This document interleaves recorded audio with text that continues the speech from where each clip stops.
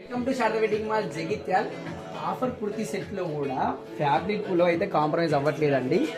Particular fabric వచ్చేసి ఏంటంటే మీకు రోమన్ సిల్క్ తో పాటు లోపల గోల్డ్ జరీ వీవింగ్ ఉంటుంది.